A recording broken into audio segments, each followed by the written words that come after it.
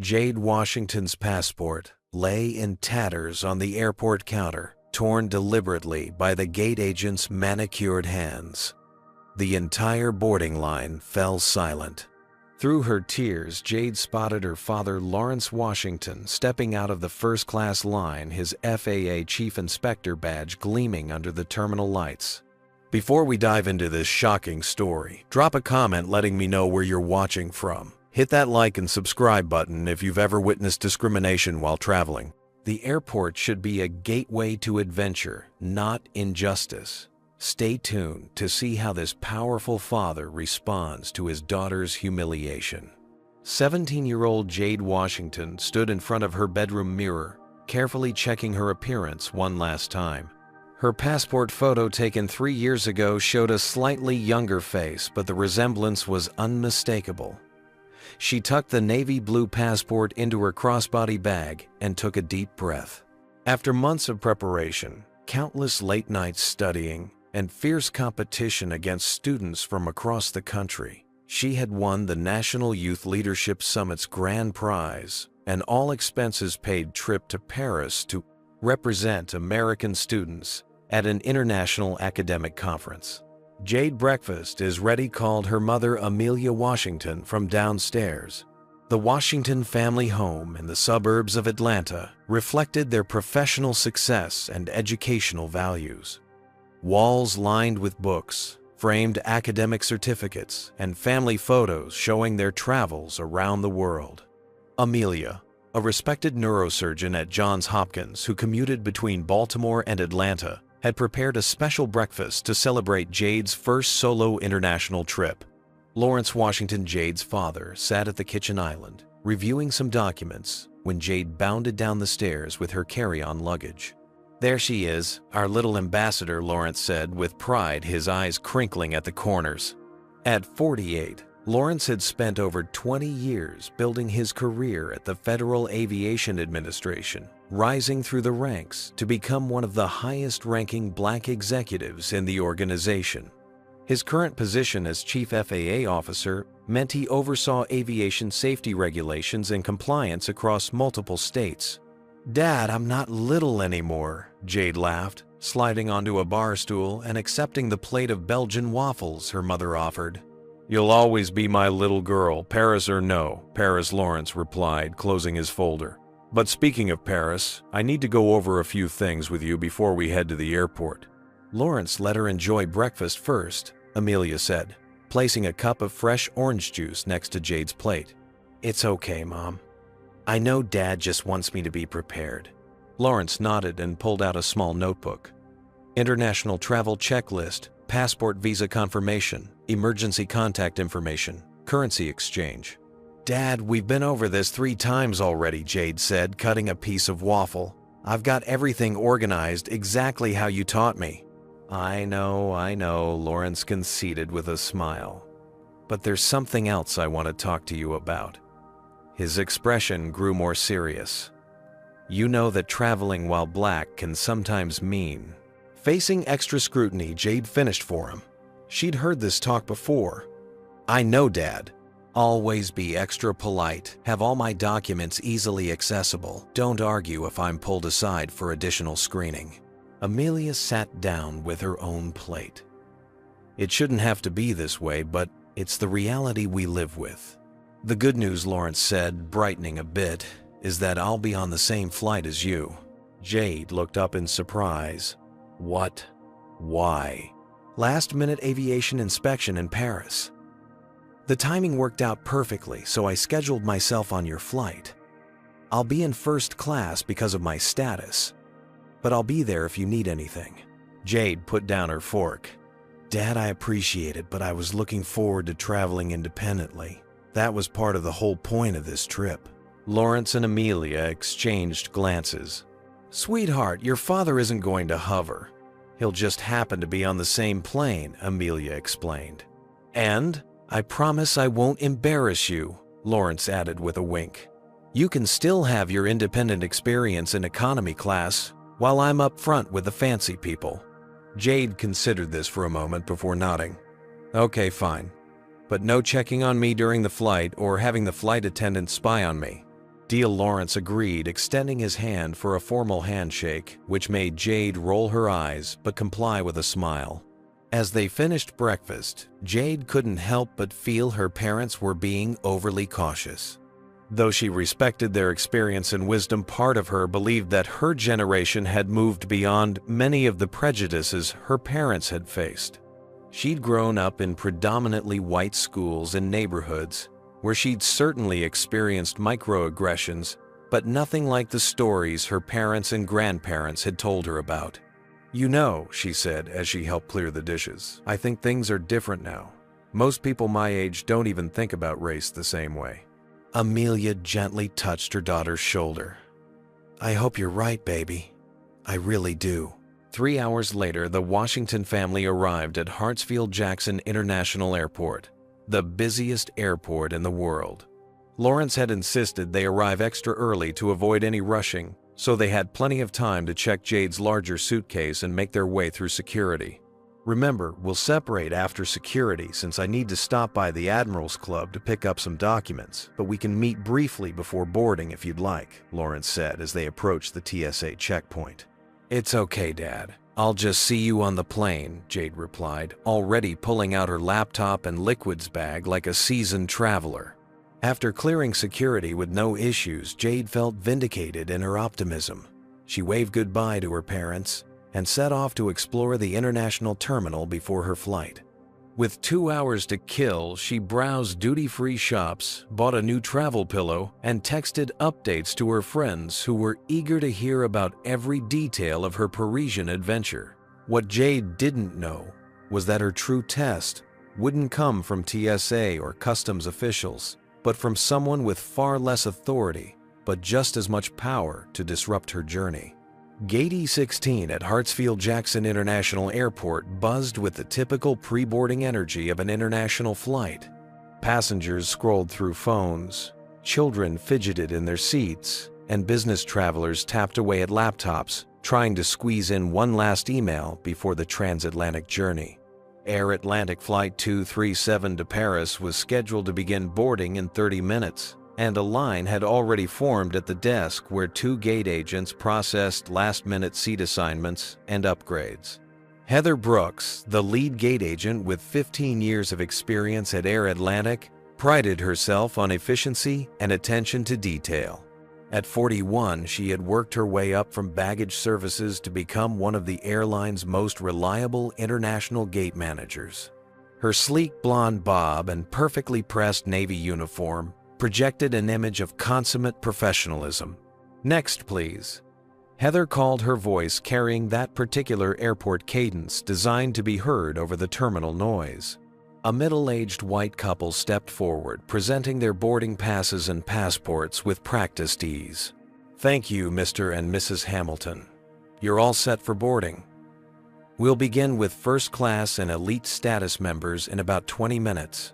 Heather smiled warmly, returning their documents with a practiced flourish. "Is there any chance of an upgrade today?" Mr. Hamilton asked, hopefully. "Let me check for you," Heather responded, typing rapidly. "I'm sorry the flight is completely full today, but I've noted your account for priority on your return journey." The Hamiltons thanked her and moved aside, their interaction smooth and pleasant from start to finish. Jade Washington approached the counter next, her passport and boarding pass ready in hand. She had changed into her favorite travel outfit, black leggings, a comfortable oversized sweater, and clean white sneakers, practical yet stylish for the long flight. "Hello," Jade said with a bright smile, sliding her documents across the counter. Heather's demeanor shifted subtly. The warmth in her eyes cooled as she picked up Jade's passport, her gaze flicking between the document and Jade's face with heightened scrutiny. "Is this your first time traveling internationally?" Heather asked, her tone different from the one she had used with the previous passengers. "No, ma'am," Jade replied politely. "I've been to Canada, Mexico, and the Bahamas with my parents before." Heather made a non-committal noise, flipping through every page of Jade's passport, while passengers behind her shifted impatiently. "This photo doesn't look much like you," Heather remarked, though the passport had been issued only 3 years prior and Jade's appearance had changed little beyond a slightly more mature face. It was taken when I was 14, Jade explained calmly, remembering her father's advice to always remain composed during travel questioning. I'm 17 now. Heather's eyes narrowed slightly. And you're traveling alone to Paris? Yes, ma'am. I won an academic competition. I'm representing my school at an international youth leadership conference. Behind Jade, a line had formed, and several passengers were checking their watches or shifting their weight from one foot to the other. A white businessman in his 30s sighed audibly. Could we move this along, he called out. Some of us have connections to make. Heather ignored him, continuing her interrogation of Jade. And who paid for this trip? Jade maintained her composure, though her cheeks burned with embarrassment at being questioned so publicly. The National Youth Leadership Summit. It's a scholarship prize. Heather turned the passport over in her hands, examining the binding and watermarks with exaggerated care. And you have documentation of this scholarship? Yes, in my carry-on. Would you like to see it? Jade offered, reaching for her bag. That won't be necessary yet, Heather replied. But I will need to verify some things about your passport. The photo really doesn't match well enough for my comfort. At a nearby gate, Brooke Patterson, a 32-year-old marketing executive, looked up from her laptop. She had been half listening to the exchange while finishing an email, but something in the gate agent's tone caught her attention. Brooke observed the interaction with growing discomfort, noting how different it was from the exchanges with other passengers. Heather picked up her phone. Keith, could you come to gate E16, please? I need a second opinion on some documentation. She hung up and offered Jade a thin smile. My supervisor will be here shortly. Jade checked the time on her phone. Boarding would begin in 15 minutes, and her heart rate quickened with anxiety. Is there a problem with my passport? It's valid for another 7 years. We'll see what my supervisor says, Heather replied, curtly motioning for Jade to step aside without returning her passport. Jade moved to the side of the counter, her stomach knotting with tension as other passengers were processed quickly, none receiving the same level of scrutiny. A few gave her sympathetic glances as they passed, while others averted their eyes, unwilling to acknowledge the disparity in treatment. Keith Davidson, a balding man in his mid-50s with a substantial paunch stretching his supervisor's uniform, arrived at the gate 5 minutes later. Heather immediately pulled him aside, speaking in hushed tones, while periodically glancing in Jade's direction. Brooke Patterson closed her laptop, now fully attentive to the unfolding situation. She had witnessed similar scenes before and recognized the familiar pattern of unwarranted suspicion directed at a young black traveler. She debated whether to intervene, weighing her discomfort against the potential awkwardness of inserting herself into the situation. Keith approached Jade, with Heather following closely behind her expression, suggesting she had convinced her supervisor of her concerns. Miss Washington, Keith began, his tone professionally neutral, but his posture already defensive. My colleague has raised some concerns about your travel documentation. Could you explain again the purpose of your trip? Jade repeated her explanation, her voice steady despite her rising anxiety. I'm attending the International Youth Leadership Conference in Paris as the United States student representative. I won the position through a national academic competition. And you're traveling alone. At 17, Keith's skepticism was evident. Yes, sir. My parents are very supportive of my independence, Jade replied, not mentioning that her father was actually on the same flight. She wanted to handle this situation on her own. Keith examined the passport, frowning slightly. The photo is somewhat unclear. It's a standard passport photo taken 3 years ago at the post office, Jade explained. I haven't changed much since then. As the conversation continued, the first boarding announcement came over the loudspeaker.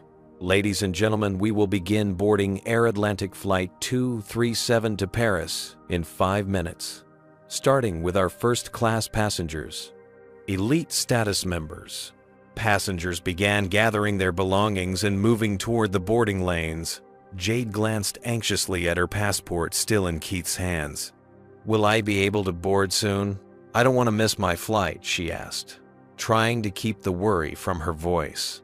Keith and Heather exchanged a look that made Jade's heart sink.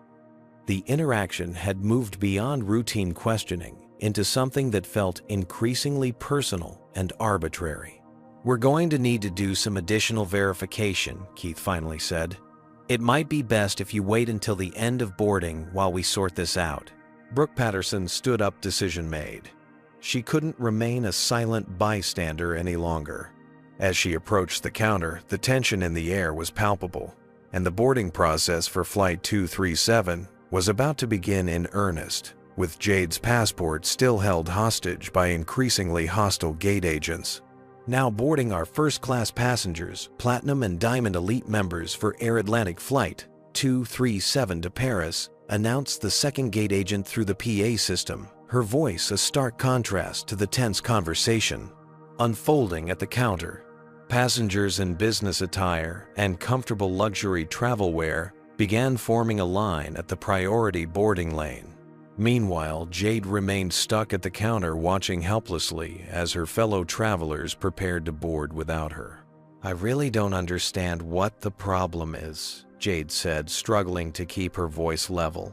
My passport is valid, my visa is in order, and my boarding pass was issued without any problems. Keith Davidson folded his arms across his chest, his supervisor badge gleaming under the fluorescent lights. Young lady, when there are concerns about documentation, we have protocols to follow. Heather has identified potential issues with your passport. What issues exactly? Jade asked her patients, wearing thin despite her parents' warnings to always remain deferential to authority figures while traveling. Heather's lips thinned into a tight line. The photo doesn't match you well enough. And frankly, it's unusual for someone your age to be traveling internationally alone to Paris, of all places. Brooke Patterson, who had been hovering nearby, stepped forward. Excuse me, I couldn't help overhearing. I've been watching this interaction for some time, and I have to say, I haven't seen you scrutinizing other passengers' documents with this level of intensity. Heather shot Brooke an icy glare. Ma'am, this doesn't concern you. We're following standard security protocols. Are you Brooke? Challenged her marketing executive, confidence evident in her stance. Because I've been sitting at this gate for over an hour, and I've observed at least 20 other passengers check in without any issues, including teenagers traveling alone. Keith's face reddened. Ma'am, please step back and allow us to do our jobs. Second call for first-class passengers and elite status members came the announcement. We will begin boarding our Economy Plus passengers in approximately 5 minutes. The growing spectacle had drawn attention from nearby travelers. Some openly stared while pretending to look at their phones, while others whispered to their companions, gesturing subtly toward the confrontation.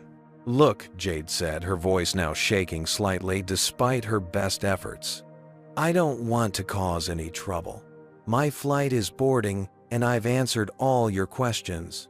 Could I please have my passport back now? Heather's expression hardened. I'm not comfortable releasing this passport back to you. These fake passports are getting better and better these days. The accusation hung in the air, shocking in its blatancy. Fake, Jade repeated, stunned. My passport is not fake.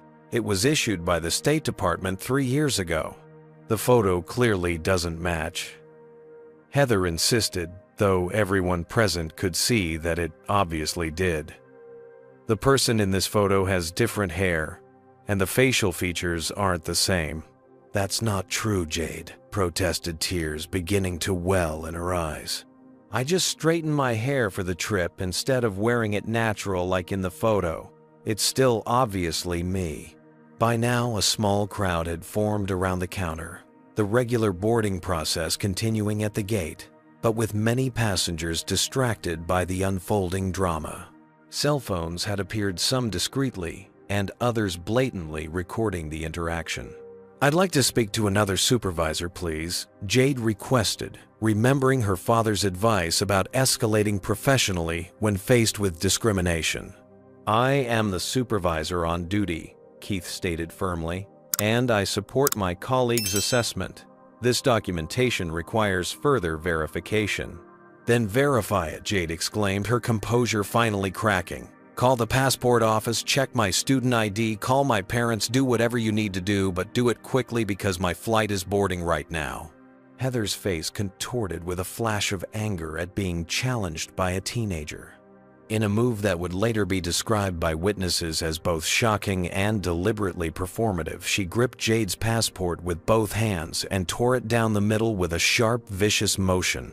The sound of ripping paper cut through the ambient airport noise like a gunshot. "I'm confiscating this fraudulent document," Heather announced loudly, as if justifying her action to the now silent onlookers. "You'll need to leave the secure area and contact the State Department for proper documentation." Jade stared in horror at her destroyed passport, the torn pieces lying on the counter like casualties. The document contained not just her identity, but stamps from family vacations, memories of past travels, and most importantly, her legal right to make this journey. Tears spilled down her cheeks as the full impact of what had just happened hit her. "How could you do that?" she whispered, her voice breaking. "How could you just destroy my passport?" Phones recorded furiously, now no pretense of discretion. The incident had transformed from an uncomfortable interaction to a shocking display of unprofessional conduct and power abuse. Brooke stepped closer, her own phone recording. "That was completely unacceptable and I believe illegal. You cannot destroy a federal document even if you suspect it's fraudulent, which this clearly was not. Ma'am, step back now or I'll call security." "Heath!" threatened, though his face had paled considerably as he seemed to realize the severity of what had just transpired. "We are now boarding our Economy Plus passengers," came the announcement, oblivious to the crisis unfolding at the counter. Through her tears, Jade noticed movement in the first-class line. A tall, distinguished-looking man in a perfectly tailored suit stepped out of the queue, his expression a careful mask of control that couldn't quite hide the fury beneath. Lawrence Washington had witnessed the tail end of the confrontation, including the destruction of his daughter's passport, and was now approaching the counter with measured steps that belied the storm brewing within him. Jade had wanted to handle this situation independently, to prove she could navigate the challenges of international travel on her own. But as her father's FAA chief inspector badge caught the light while he walked purposefully toward the counter, she felt a complex mixture of relief, vindication, and the bitter disappointment of having her worst fears about traveling.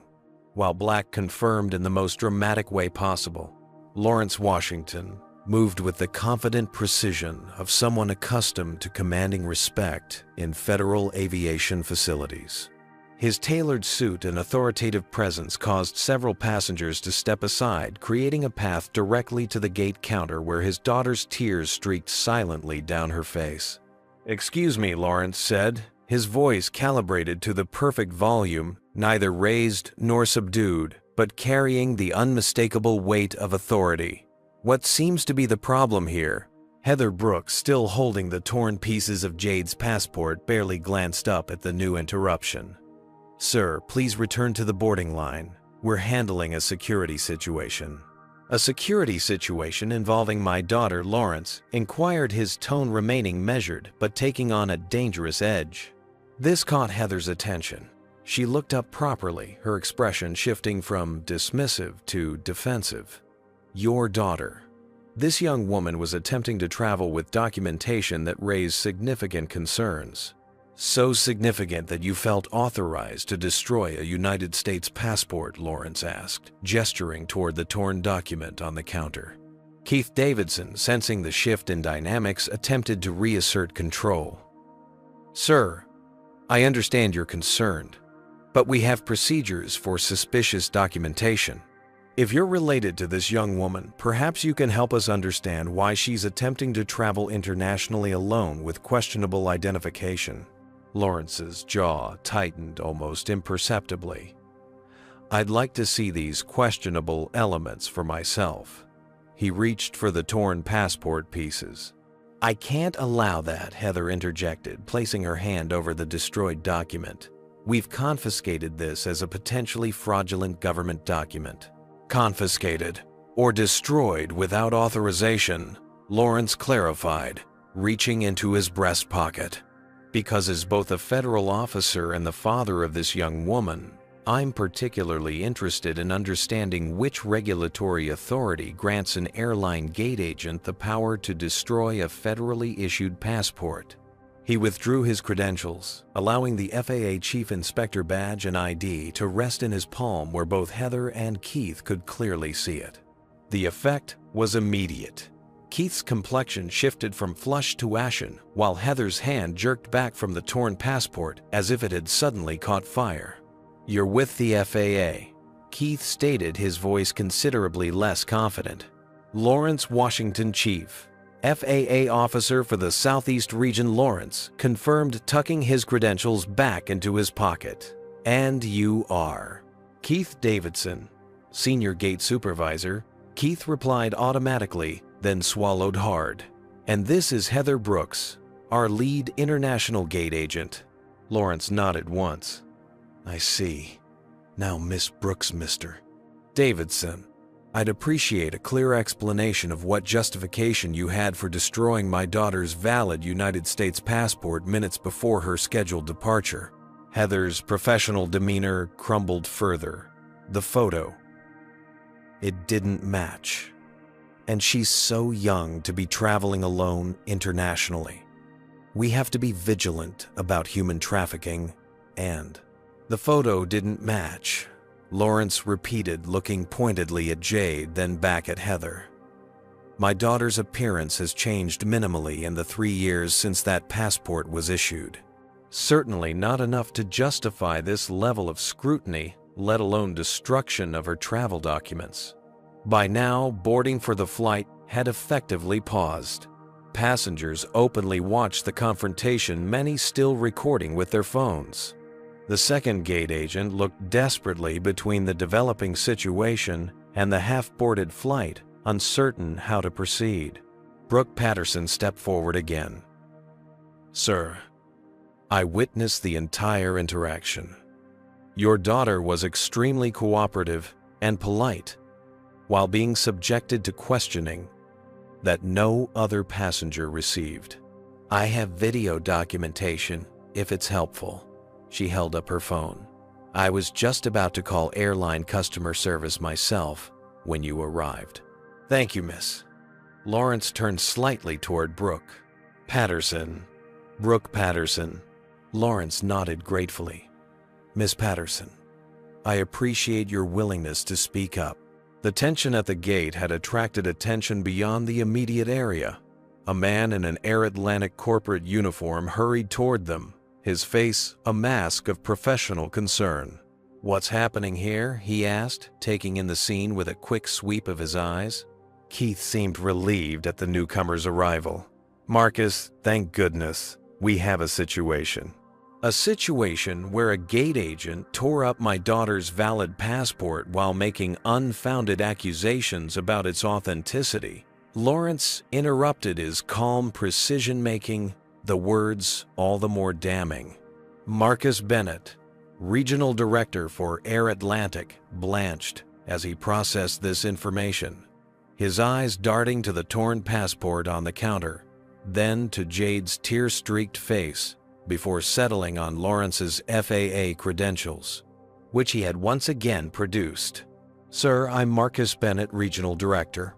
On behalf of Air Atlantic, I want to express my immediate and sincere apologies for whatever misunderstanding has occurred here." "This wasn't a misunderstanding, Mr. Bennett," Lawrence replied. "This was a deliberate act of discrimination against my daughter, culminating in the illegal destruction of her federal travel documentation." Bennett nodded rapidly. "I assure you this matter will be addressed with the utmost seriousness. If you would allow me to arrange a private area where we can discuss this further and find an immediate solution for your daughter's travel needs." Before we move to any private discussion, Lawrence said firmly, "I want to be clear about what happens next. I expect immediate administrative leave for the employees involved pending a full investigation, formal documentation of this incident, and I will be personally filing reports with the Department of Transportation, the State Department, and the FAA regarding the unauthorized destruction of a federal passport and the discriminatory treatment my daughter received. Bennett swallowed hard. Yes, sir. Completely understood. Jade, who had remained silent during her father's intervention, finally spoke up. Dad, my flight. Everyone's waiting to board. Lawrence turned to his daughter, his expression softening momentarily. Don't worry about the flight, Jade. We'll sort this out. He turned back to Bennett. Mr. Bennett, I believe you have some immediate arrangements to make. My daughter won a prestigious academic scholarship to represent the United States at an international youth conference in Paris. Her documentation was in perfect order until your employee destroyed it. I expect Air Atlantic to rectify this situation immediately. The confrontation had reached a critical juncture. Lawrence Washington stood unwavering. Jade attempted to regain her composure, and the Air Atlantic employees faced the consequences of actions that would soon become a viral symbol of the discrimination that many black travelers regularly endured. What would you have done if you witnessed this scene at the airport? Comment 1 if you would have stepped up like Brooke did, or 2 if you would have stayed quiet. And what do you think should happen to Heather and Keith? Like this video if you believe there should be serious consequences for discriminatory actions like these, and subscribe to see how this powerful father handles the aftermath of his daughter's humiliation. How far up the corporate ladder will this incident go? And what will happen to Jade's dream trip to Paris? Stay tuned to find out how this shocking confrontation resolves. Within 15 minutes of Lawrence Washington's intervention, the dynamics at Gate E16 had transformed dramatically. Airport security personnel had established a perimeter around a small conference room adjacent to the gate area where the Washington family had been escorted, along with Marcus Bennett, Air Atlantic's regional director. The original flight to Paris, now significantly delayed, was being held at the gate while frantic arrangements were made behind the scenes. Inside the conference room, Jade sat, with her elbows on the polished table, her hands covering her face as she tried to process the whirlwind of emotions coursing through her. The initial shock and humiliation had given way to a complex mixture of anger, vindication, and exhaustion. Here, sweetheart, Lawrence said softly, handing her a bottle of water he'd procured from a sympathetic flight attendant. Small sips. Jade accepted the bottle with a weak smile. Thanks, Dad. After a moment, she added, I'm sorry. Lawrence's brow furrowed. Sorry. What on earth do you have to be sorry about? I wanted to handle it myself, to prove I could travel independently without causing a scene or needing you to step in. She gestured vaguely toward the door. So much for that. Lawrence pulled his chair closer to his daughter's and placed a gentle hand on her shoulder. Jade, listen to me. What happened out there wasn't your fault. You did everything right. You were polite, cooperative, and tried to resolve the situation professionally. The failure was entirely on their part. Outside the conference room, the muffled sounds of urgent conversations and rapid footsteps suggested the incident had escalated well beyond a simple gate dispute. Marcus Bennett was currently on a video call in the corner of the room, his voice low, but his gestures animated as he spoke with someone clearly high up in the corporate chain. I understand the severity, sir. Yes, Mr. Reynolds is being briefed now. We're implementing emergency protocols to accommodate the Washington family and address the immediate documentation issues. Lawrence caught fragments of the conversation and recognized the name. Timothy Reynolds was the CEO of Air Atlantic, a fact that confirmed the airline understood the gravity of what had transpired. A knock at the door preceded the entrance of a harried-looking customer service representative carrying a tablet and several documents. Mr. Washington, miss. Washington, I'm Clara Jimenez from our executive customer service team. I need to gather some information from you to expedite our emergency passport procedures. Lawrence nodded. I've already contacted my colleagues at the State Department. They're preparing emergency documentation that can be transmitted electronically and printed with authorization here at the airport. Clara looked relieved. That's excellent, sir. In the meantime, we've rebooked both you and your daughter on tomorrow morning's direct flight to Paris in first class. We'll also arrange overnight accommodations at the airport Hilton and provide meal vouchers for your inconvenience. That won't be necessary, Lawrence replied. If the emergency documentation arrives within the next hour as expected, I see no reason why my daughter can't continue on today's flight as originally planned. But sir, the flight is already delayed and the documentation process will be expedited, Lawrence finished for her. My daughter has an important academic commitment in Paris, and I won't allow the discriminatory actions of your staff to derail her opportunity. Clara glanced uncertainly at Marcus, who had just ended his video call and approached the table. Mr. Washington is right, Marcus said, his voice carrying the weight of a decision clearly made at the highest levels. We need to do everything possible to get Miss Washington to Paris today on this flight. The airline will absorb any additional costs or logistical challenges. As they spoke, Jade's phone buzzed repeatedly with notifications. She glanced down and her eyes widened. Dad, she said, quietly, turning the screen toward him. The video of the incident had already gone viral.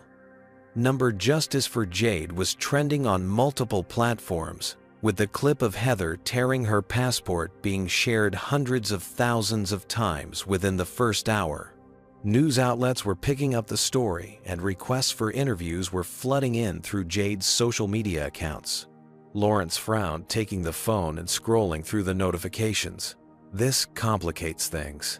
I didn't post anything, Jade clarified quickly. Other passengers must have shared their videos. Marcus Bennett looked physically pained as he peered at the screen. Our communications team is preparing a statement, but I want to personally assure you that Air Atlantic condemns the actions taken by our employees in the strongest possible terms. Both individuals have been placed on immediate administrative leave pending a full investigation. Lawrence handed the phone back to Jade. Mr. Bennett, I appreciate the swift action, but administrative leave is merely the beginning. This incident represents a systemic failure in your training, supervision, and corporate culture. I completely agree. Marcus nodded earnestly. Mr. Reynolds has authorized me to inform you that Air Atlantic will be implementing comprehensive changes to our training programs and creating new protocols specifically addressing unconscious bias and discriminatory practices. Jade, who had been quietly absorbing the conversation, finally spoke up. What about other people? This has happened to people who didn't have an FAA chief officer as a father who speaks for them. Her question hung in the air, penetrating through the corporate damage control to the heart of the issue.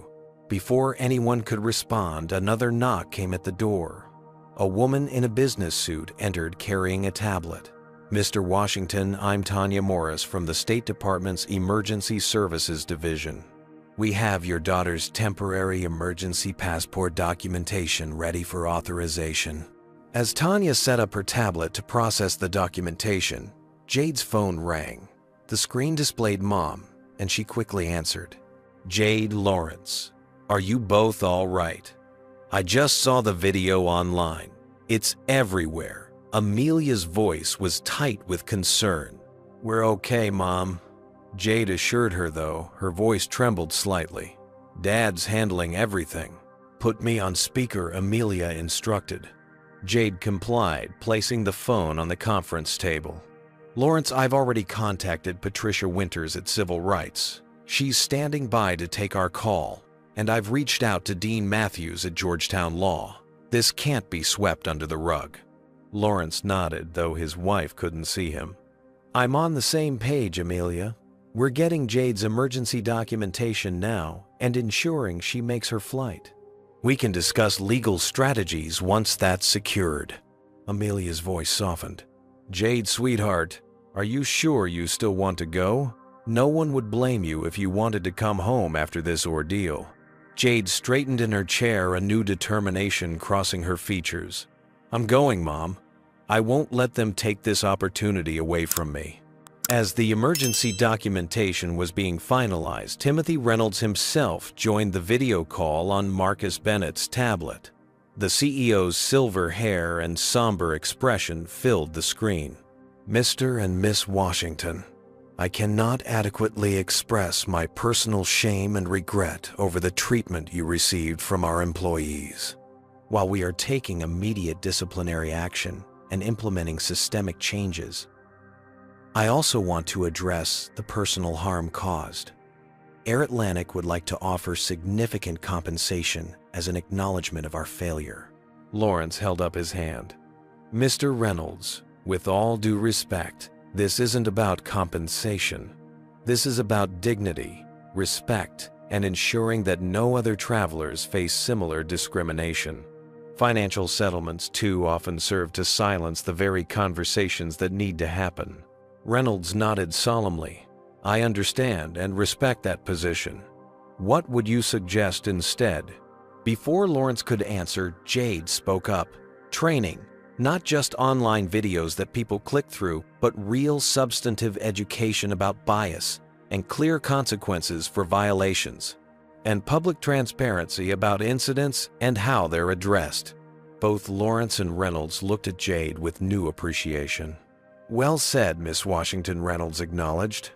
I would welcome your input on how we can do better. Perhaps after your conference in Paris, we could arrange a meeting to discuss concrete improvements to our practices.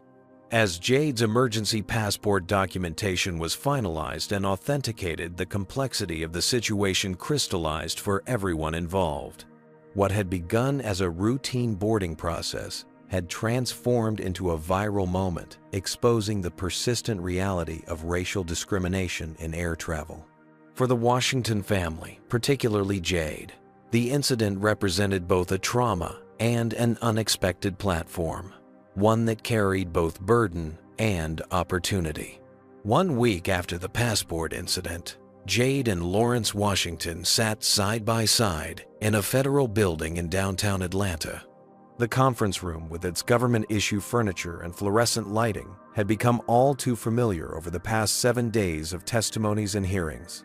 Today's meeting was with the FAA's Internal Affairs Division 1 of multiple investigations, now running concurrently into what had become known on social media as #PassportGate. Ms. Washington began.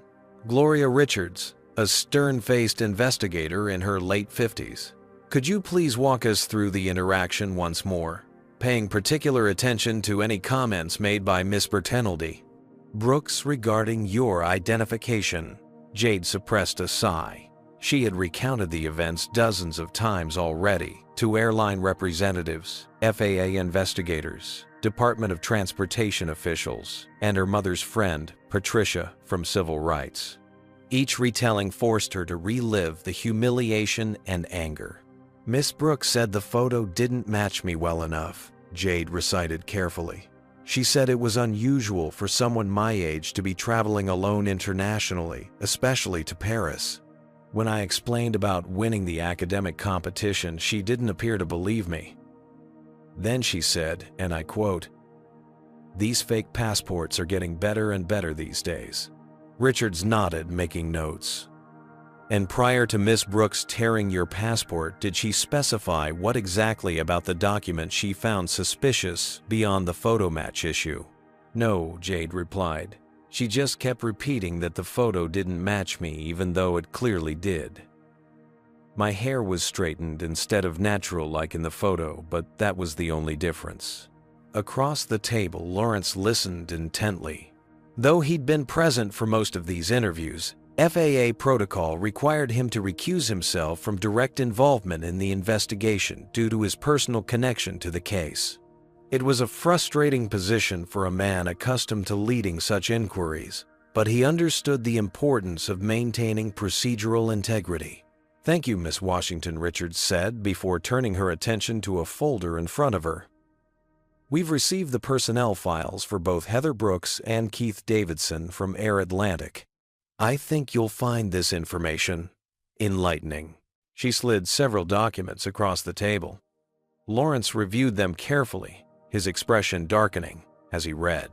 3 previous complaints against Miss Brooks for excessive scrutiny of minority passengers. He noted, his voice tight with controlled anger. All filed within the last 18 months. All marked as addressed through counseling, with no formal disciplinary action. Richards nodded grimly. And Mr. Davidson has a similar pattern. 2 complaints specifically mentioning his failure to intervene when gate agents under his supervision were accused of discriminatory behavior. In both cases, he dismissed the complaints as passengers being uncooperative or misunderstanding routine security protocols. Jade leaned forward to examine the documents. They knew, she said softly. The airline knew this was happening and did nothing substantial to stop it. Unfortunately, Miss Washington, your case is not isolated, Richards confirmed. Our investigation has uncovered a troubling pattern across multiple airlines, though Air Atlantic's numbers are particularly concerning. Documentation verification is disproportionately targeted at passengers of color, especially those traveling internationally. Lawrence set down the papers, his jaw tight. The question becomes, what happens now? Administrative leave is insufficient, given these revelations. Richards closed her folder with a decisive motion.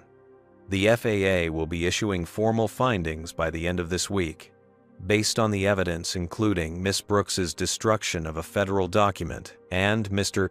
Davidson's failure to intervene, we will be recommending termination for both employees and significant sanctions against Air Atlantic. Outside the federal building, Jade blinked in the bright Atlanta sunshine as they emerged from the 3-hour meeting. The contrast between the sterile government interior and the vibrant city street momentarily disoriented her. "You okay?" Lawrence asked, placing a supportive hand on her shoulder. "Just tired," Jade admitted. "I know this is important, but part of me wishes we could just move on." Lawrence nodded understanding. The spotlight can be exhausting, especially when you never asked for it. Since returning from Paris, where Jade had successfully delivered her presentation despite the stress of the incident, their lives had been consumed by the investigations and media attention. Jade's phone continued to ping with notifications as her follower count grew exponentially across platforms. News outlets regularly requested interviews, and advocacy groups sought her endorsement for various campaigns against discrimination. "Dad," she said, as they walked toward the parking garage, "I've been thinking, if this happened to me, with all my preparation, with you being right there in the airport, what happens to people who don't have those advantages, who don't speak English as their first language, or don't understand their rights, or don't have a viral video to back up their story?" Lawrence considered his daughter's question carefully. That's exactly why these investigations matter. Individual consequences for Brooks and Davidson won't solve the systemic problem, but they establish that there are real repercussions for discriminatory actions. As they reached Lawrence's car, his phone rang. The caller ID displayed Timothy Reynolds, Air Atlantic CEO. "Mr. Reynolds," Lawrence answered, putting the call on speaker so Jade could hear. "What can I do for you today?" "Mr. Washington," Miss Washington Reynolds began, his voice carrying the polished tone of corporate leadership. "I wanted to personally update you on Air Atlantic's internal investigation, which has now concluded. Based on our findings, both Miss Brooks and Mr. Davidson have been terminated, effective immediately." Jade and Lawrence exchanged glances. "That's appropriate," Lawrence responded evenly. "However, as I'm sure you're aware, termination of 2 employees doesn't address the structural issues that allowed this incident to occur." "I completely agree," Reynolds replied, sounding genuinely contrite. "Which is why I'm calling. Air Atlantic is implementing a comprehensive overhaul of our training and compliance procedures. We're bringing in external consultants specializing in anti-discrimination practices, revising our complaint procedures to ensure proper documentation and follow-up, and establishing a passenger advocacy office with direct reporting to executive leadership. As Reynolds detailed the changes, Jade listened with a mixture of skepticism and cautious optimism. The proposals sounded promising, but would they translate to real change? "Mr. Reynolds," she spoke up suddenly, "what happens to all the complaints that were previously filed and ignored, the ones against Miss Brooks and Mr. Davidson and probably others? Are those people getting apologies, compensation, any acknowledgement that they were right all along?" There was a brief pause on the line. "That's an excellent question, Miss Washington. Currently, we're reviewing all discrimination complaints from the past 5 years to identify patterns and cases that warrant reassessment. I would welcome your input on how we should approach these historical incidents." The conversation continued for several more minutes, with Reynolds extending another invitation for Jade to consult on Air Atlantic's reform initiatives. After ending the call, Jade and Lawrence sat in the car, not yet starting the engine. "He seems sincere," Jade observed cautiously. Perhaps Lawrence agreed. "Though I suspect the viral nature of your incident and the potential financial impact on the airline are powerful motivators." Cynical much, Dad? Jade smiled slightly, the first genuine smile he'd seen in days. Realistic, Lawrence corrected. "But that doesn't mean good can't come from it. Sometimes it takes a spotlight and public pressure to create meaningful change." As they drove home, Jade's phone chimed with an email notification. She opened it to find a message from Gloria Richards containing a file attachment. "Dad, Miss Richards sent something. It's a document titled Industry-Wide Analysis of Discrimination Complaints in Air Travel 2020 to 2025. That wasn't supposed to be released until next month," Lawrence remarked, surprised. "She must want us to see it early." Jade quickly scanned the document, her eyes widening. According to this, there were over 3,000 formal complaints of discrimination filed against U.S. airlines in the past 5 years, with less than 10% resulting in any disciplinary action against employees involved. "And those are just the formal complaints," Lawrence added grimly. "Many travelers don't know how or where to file, or simply don't believe it will make a difference." The statistics painted a sobering picture of the challenge ahead. Despite the attention on Jade's case and the promises of reform from Air Atlantic, the broader issue of discrimination in air travel clearly required more than one viral video to address. As they pulled into their driveway, both Washingtons understood that the investigation phase was merely the beginning of a much longer journey toward accountability and change. The Washington family's dining room had transformed into a war room of sorts.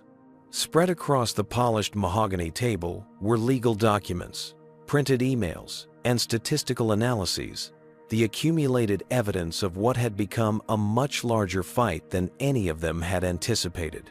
Exactly 1 month had passed since the incident at Hartsfield-Jackson, and while Air Atlantic had publicly promised sweeping reforms behind the scenes, a different story was unfolding. "They're stonewalling us," Lawrence said, pacing beside the table as he spoke on his phone. "Yes, Senator, I understand the complexities involved, but Air Atlantic has yet to implement any of the substantive changes they announced in their press conference." Jade sat at the far end of the table, scrolling through an email from Timothy Reynolds' office. The message was a masterpiece of corporate doublespeak, using phrases like phased implementation approach and comprehensive stakeholder alignment process to essentially communicate that nothing concrete had happened.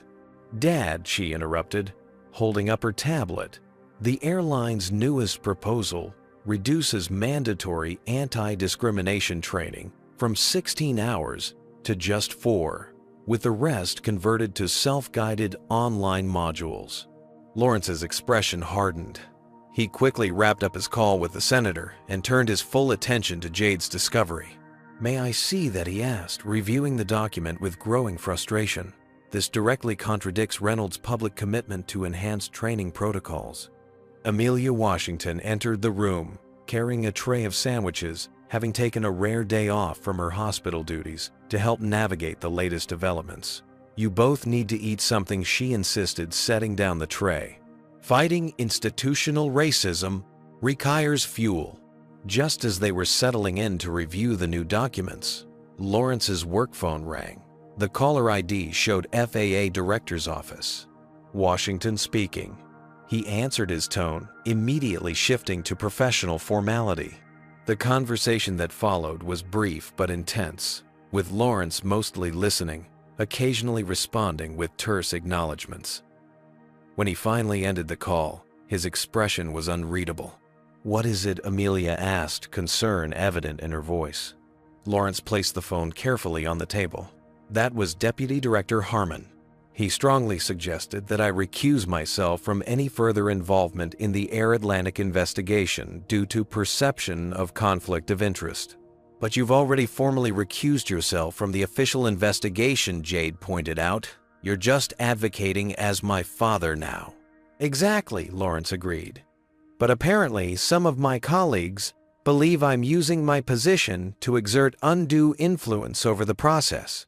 Harmon implied that continuing to pursue a personal agenda could trigger a professional review. The implication hung heavily in the air. Lawrence's distinguished career, built over decades of dedicated service, was now potentially at risk. "This is retaliation," Amelia stated flatly, plain and simple. Before Lawrence could respond, Jade's laptop chimed with an incoming video call from Brooke Patterson, the marketing executive who had witnessed and recorded the original incident.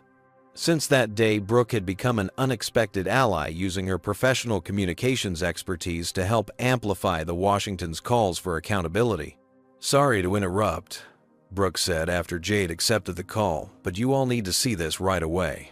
She shared her screen, displaying a morning talk show segment. On screen, Heather Brooks sat across from a sympathetic interviewer, dabbing at tears with a tissue. "I've spent 15 years serving the traveling public," Heather was saying, her voice trembling with emotion. "One mistake, one moment of following what I believed was proper security protocol, and my entire career is destroyed. I've received death threats, been labeled a racist, all because I was trying to do my job correctly." "Unbelievable," Amelia muttered as the interview continued. The host leaned forward, his expression concerned.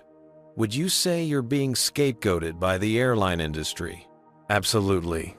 Heather nodded emphatically. "Airlines are under tremendous pressure to process passengers quickly. When security concerns arise, we have seconds to make decisions.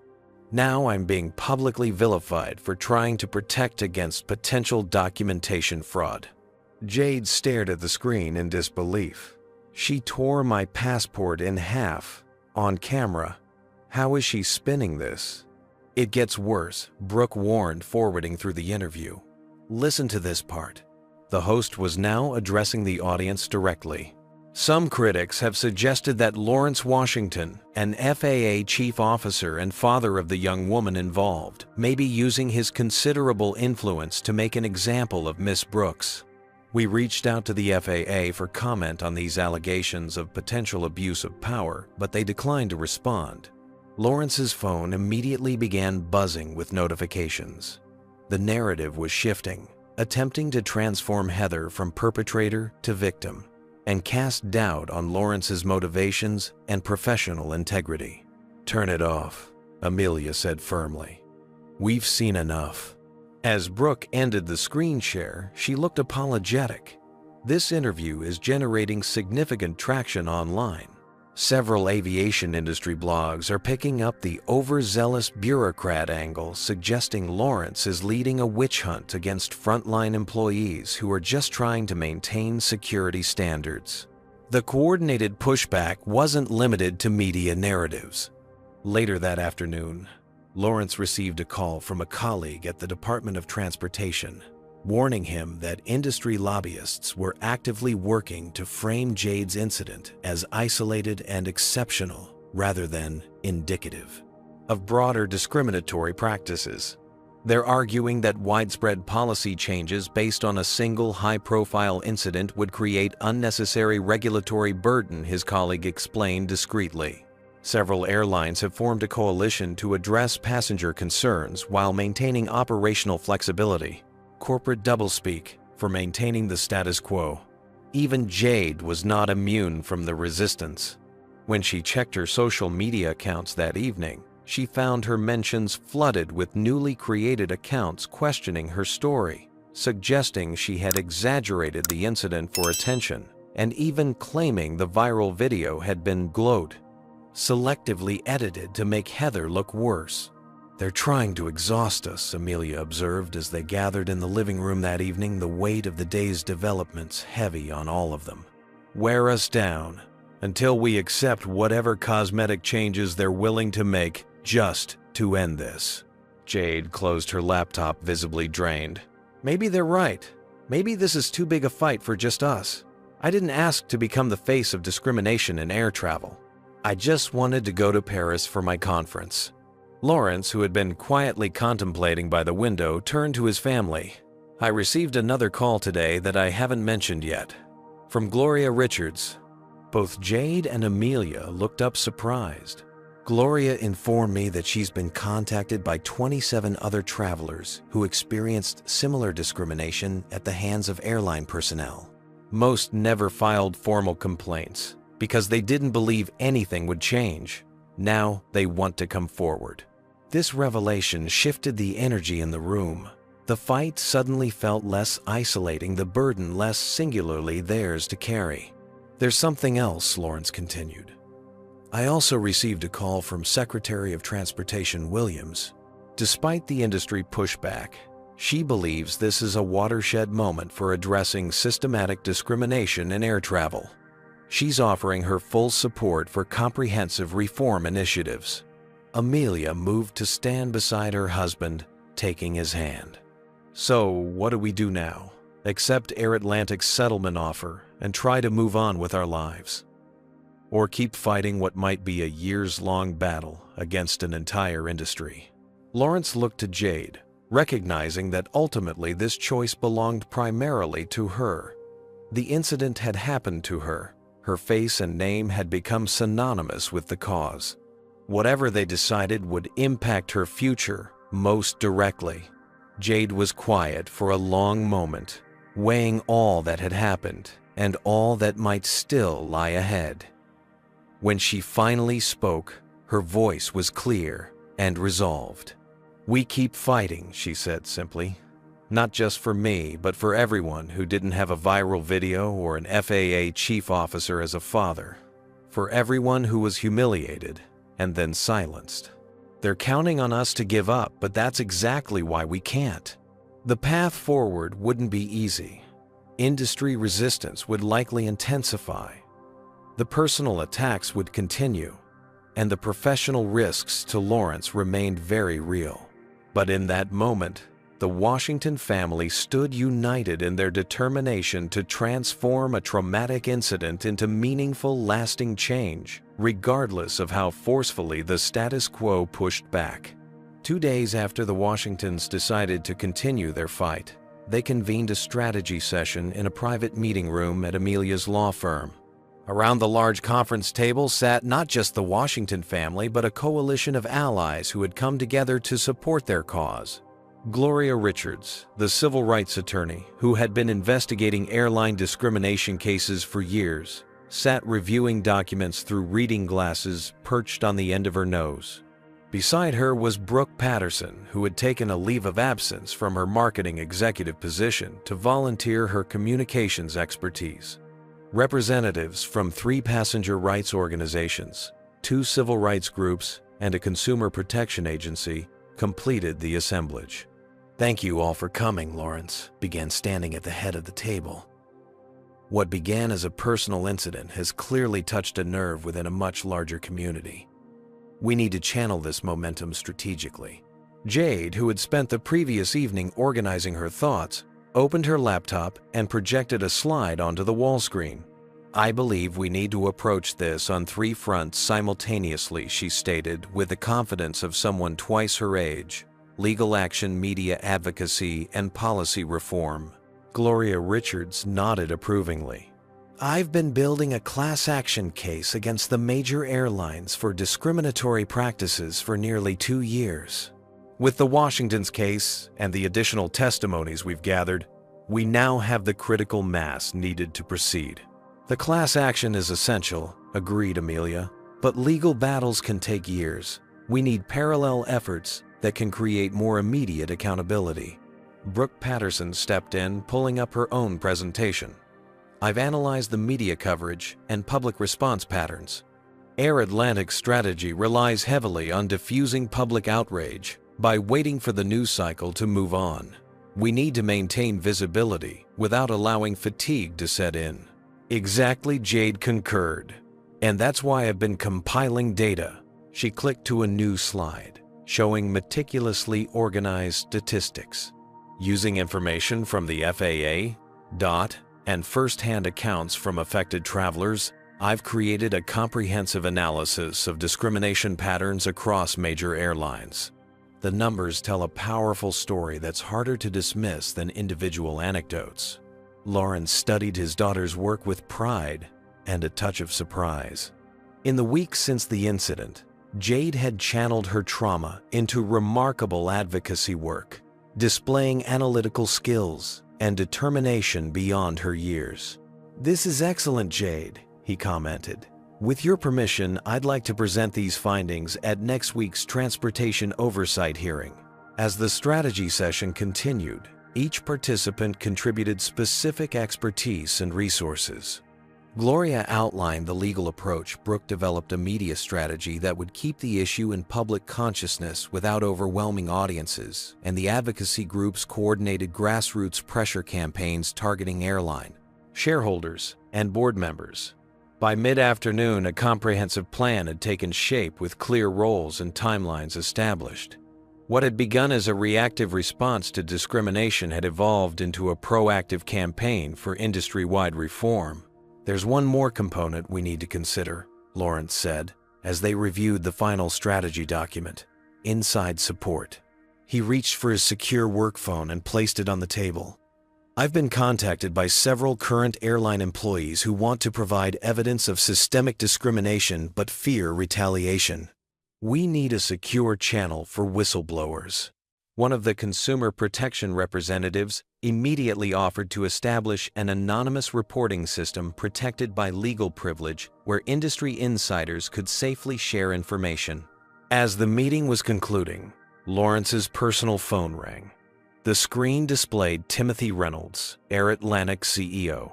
The room fell silent as Lawrence answered on speaker. "Mr. Reynolds, I'm in a meeting at the moment. May I call you back?" "Actually, Mr. Washington," Reynolds replied, his voice carrying a note of urgency. "I was hoping to schedule a meeting with you, your daughter, and your legal representatives as soon as possible. Air Atlantic's board has authorized me to present a new proposal regarding your case." Lawrence exchanged glances with the others around the table before responding. "We would be willing to hear your proposal, Mr. Reynolds. However, I should inform you that we are now proceeding with a coordinated approach that extends beyond just Air Atlantic." There was a brief pause before Reynolds continued, his tone carefully measured. "I understand. Nevertheless, I believe our proposal may address many of your broader concerns. Would tomorrow morning at 10 a.m. at our corporate headquarters be acceptable?" After confirming the meeting details, Lawrence ended the call. The room immediately buzzed with speculation about what Air Atlantic might offer and how it would fit into their newly established strategy. "It's likely another attempt to settle quickly and quietly," Gloria cautioned. "They'll increase the financial compensation substantially, possibly add some vague commitments to policy review, and require non-disclosure as a condition."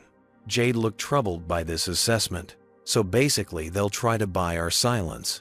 "Most likely," Gloria confirmed. "And the offer will probably be significant enough to make rejecting it seem foolish to many." The next morning, the Washingtons, accompanied by Gloria Richards, arrived at Air Atlantic's gleaming corporate headquarters in downtown Atlanta. They were escorted to the executive floor, where Timothy Reynolds greeted them personally, flanked by Marcus Bennett and several board members. The conference room offered a commanding view of the city skyline, its luxury appointments reflecting the airline's prosperity. As they took their seats at the polished table, Reynolds signaled to an assistant who distributed folders to each of them. Before we began, Reynolds said, his expression grave, "I want to acknowledge that Air Atlantic's initial response to this incident was inadequate. While we took immediate action regarding the specific employees involved, we failed to recognize the deeper institutional issues at play." He gestured to the folders. "What you'll find inside represents not just a settlement offer, but a comprehensive reform initiative that Air Atlantic is prepared to implement immediately." The Washingtons and Gloria opened their folders simultaneously.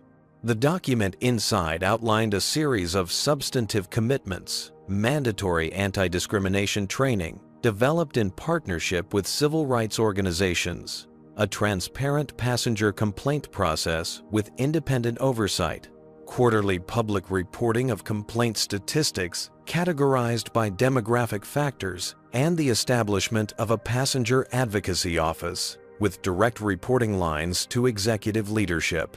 Additionally, Reynolds continued, Air Atlantic is prepared to offer significant financial compensation to Ms. Washington, though we understand that money alone cannot address the harm caused. Gloria Richards reviewed the documents with professional skepticism, noting both promising elements and concerning gaps. These proposals have merit, Mr. Reynolds, but they apply only to Air Atlantic. The issues we're addressing exist industry-wide. Reynolds nodded. That's true. However, as the largest domestic carrier, Air Atlantic has the opportunity to set new industry standards. We're prepared to lead by example. The discussion continued for nearly 2 hours, with the Washingtons and Gloria pushing for more specific commitments, clearer accountability mechanisms, and broader industry impact. To their surprise, Reynolds and his team proved increasingly receptive to these demands. The turning point came when Jade, who had been quietly observing much of the discussion, finally spoke up. "Mr. Reynolds," she said, her voice steady and clear, "I appreciate the efforts outlined here. But I'm curious why the change of approach? Why are you now willing to implement substantial reforms when just last week your representatives were advocating for minimal changes?" A moment of uncomfortable silence followed before Reynolds responded with unexpected candor. "Miss Washington, to be perfectly frank, several factors influenced this shift. The class action lawsuit being prepared by Miss Richards represents a significant financial and reputational risk. The data analysis you've compiled has been shared with several of our major institutional investors who have expressed serious concerns. And perhaps most importantly, we've received an internal report from our former diversity consultant revealing that many of the issues identified in your incident were highlighted in recommendations submitted 3 years ago. Recommendations that were repeatedly ignored or minimized by previous leadership." He leaned forward, making direct eye contact with Jade. "In other words, we've realized that the cost of maintaining the status quo now exceeds the cost of meaningful change. And speaking personally, I've come to believe that leading this change is not just good business, but the right thing to do." The Washington family exchanged glances, silently conferring.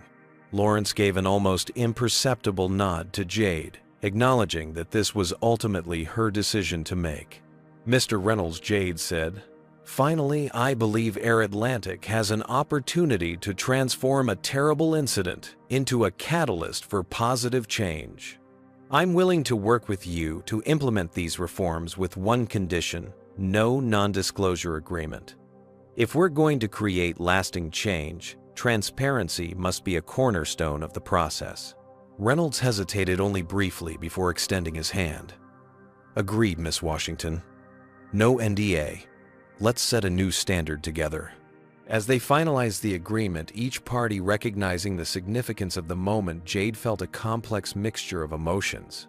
The settlement didn't erase the humiliation she had experienced, or the systemic problems that remained throughout the industry.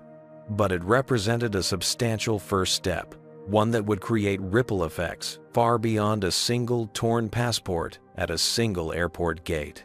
The resolution strategy had succeeded not by compromising their principles, but by leveraging multiple pressure points simultaneously until meaningful change became the most rational choice, even for a corporation primarily concerned with its bottom line. It wasn't a perfect victory, but in the realm of institutional change, it was a remarkable achievement nonetheless. 6 months after the agreement with Air Atlantic, Jade Washington stood in the security line at Hartsfield-Jackson International Airport, experiencing a curious blend of déjà vu and profound difference. This time she was traveling to Paris, not for an academic conference, but for pleasure, a graduation trip before she began her freshman year at Georgetown University, where she had decided to study law with a focus on civil rights. "Passport and boarding pass, please," requested the TSA agent, a middle-aged woman with a warm smile. Jade presented her documents, a brand new passport issued after the incident, though she had insisted on keeping the same photo as a small personal statement. The agent examined the passport efficiently, but thoroughly, comparing the photo to Jade's face before nodding and returning the documents. "Thank you, Miss Washington. Have a wonderful trip to Paris." The simple professional interaction, free from undue scrutiny or suspicion, shouldn't have felt remarkable, but it did. 6 months earlier, such routine treatment had seemed an impossible luxury for many travelers of color. Lawrence joined her after clearing his own security check, having taken time off to accompany his daughter on this trip, this time both flying first class on Air Atlantic's flagship Paris route. "Everything goes smoothly?" he asked, though he had been watching from a distance. "Perfectly normal," Jade confirmed with a smile. "Just the way it should be." As they walked toward their gate, they passed a training session in progress near an empty gate area. A diverse group of airline employees sat in a semicircle, engaged in what appeared to be a role-playing exercise led by a facilitator. Several of the participants wore badges with a distinctive logo, a stylized WP for Washington Protocol, the name given to the comprehensive anti-discrimination training program now being implemented across Air Atlantic. Lawrence nodded toward the session with satisfaction. Phase 3 rollout is ahead of schedule. By next quarter, every customer-facing employee will have completed the full 16-hour program. The Washington Protocol had become the centerpiece of Air Atlantic's reform initiatives, combining rigorous training with clear accountability mechanisms. What had begun as a settlement requirement had evolved into a point of pride for the airline, which now marketed itself as an industry leader in inclusive practices. "Dad," Jade said as they approached their gate look. At the Air Atlantic counter, a gate agent checked documents with practiced efficiency. Pinned prominently to her uniform was a badge indicating she had completed the Washington Protocol training. More significantly, her interactions with passengers appeared consistently respectful regardless of their appearance or background. As they settled into seats in the boarding area, Jade's phone chimed with an email notification. The sender was Heather Brooks. "It's her again," Jade said, quietly showing the screen to her father. Since her termination, Heather had undergone a remarkable transformation of her own. After her initial defensive posturing and media appearances, blaming others for her actions, she had experienced what she described in her first email to Jade as a painful reckoning with my own biases. Through therapy and education, some court-mandated, some voluntary, she had begun the difficult work of confronting the prejudices that had influenced her professional behavior. "Are you going to read it?" Lawrence asked, leaving the decision entirely to his daughter. Jade hesitated only briefly before opening the message. "Dear Jade, as you prepare for college, I wanted to express again how deeply sorry I am for the pain I caused you. My actions that day reflected the worst in me, and while I can never undo that harm, I hope that my ongoing work with the Passenger Rights Coalition helps prevent others from experiencing similar discrimination. The training program bearing your name is transforming how airline employees approach their responsibilities. Yesterday, I observed a session as part of my community service and witnessed genuine changes in perspective among participants. Your courage has created ripples that continue to spread throughout the industry. I wish you all the best in your studies and future endeavors. With sincere regret and respect, Heather Brooks. Jade closed the email without responding immediately. She had exchanged several messages with Heather over the past months, cautiously accepting her apologies while maintaining appropriate boundaries. The correspondence represented a complex emotional journey for both women. One seeking redemption, the other navigating the delicate balance between forgiveness and accountability.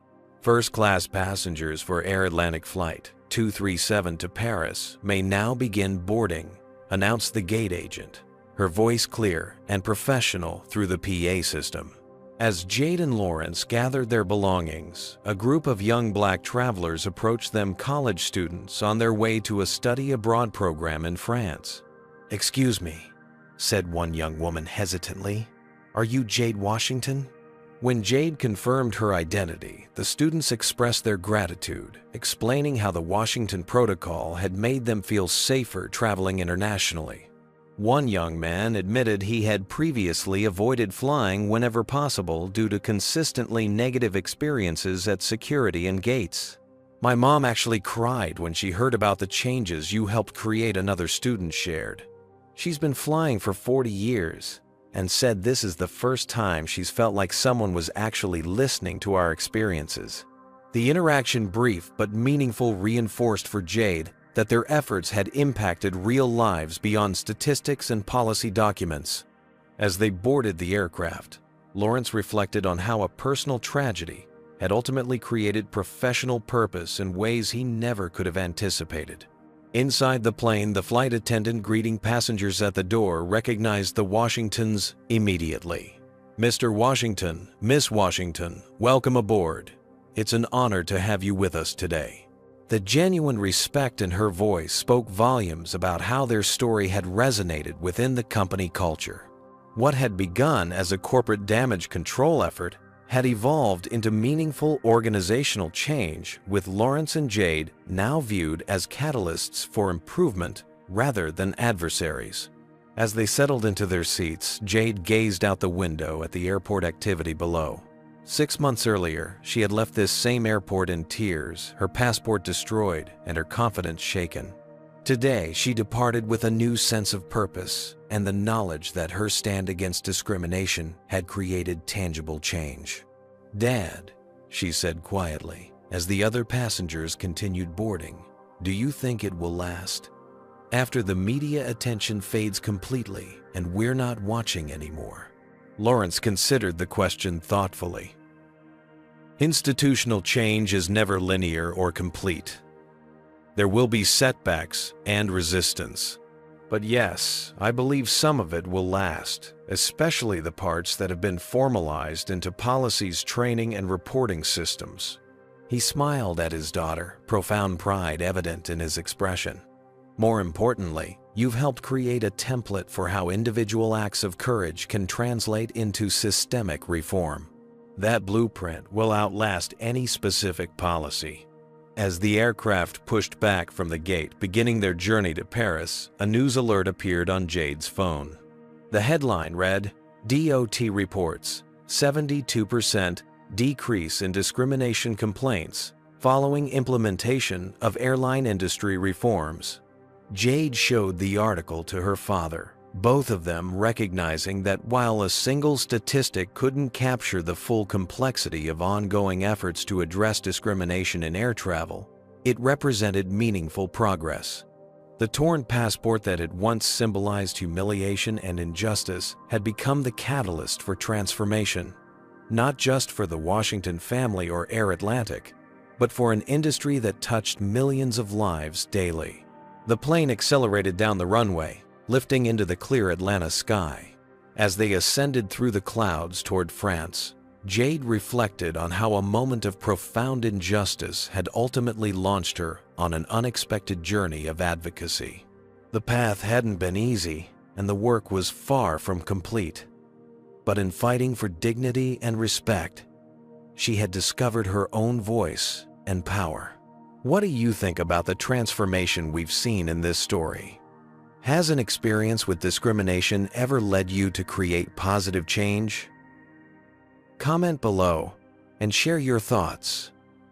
If you found Jade's journey inspirational, please like this video and subscribe to our channel for more stories of courage and transformation. And remember, sometimes the most powerful changes begin with a single person brave enough to stand up against injustice. Thank you for watching, and may your own journeys be filled with dignity, respect, and This powerful story illuminates critical truths about racial discrimination and the path to meaningful change. First, it demonstrates how bias exists not just in obvious acts of hatred, but in everyday interactions where authority and discretion intersect. The passport incident highlights how discrimination often manifests through heightened scrutiny, unequal application of rules, and presumptions of dishonesty. Second, it reveals the crucial difference between individual consequences and systemic reform. While removing biased employees is necessary, lasting change requires transforming policies, training protocols, and accountability structures. Third, it shows the power of documentation and data. Jade's experience became actionable because it was recorded, shared, and eventually connected to broader patterns of discrimination. Fourth, it underscores that privilege matters in fighting injustice. Lawrence's position granted access and credibility that many victims of discrimination lack, highlighting why systems must work for everyone, not just those with connections. Finally, and perhaps most importantly, it demonstrates that change requires persistence against powerful resistance. When discrimination is embedded in systems, those systems fight back through deflection, retaliation, and attempts to exhaust advocates for change. The Washington family's journey reminds us that the path to justice is rarely straightforward, but with strategic advocacy, coalition building, and unwavering determination, transformative change is possible.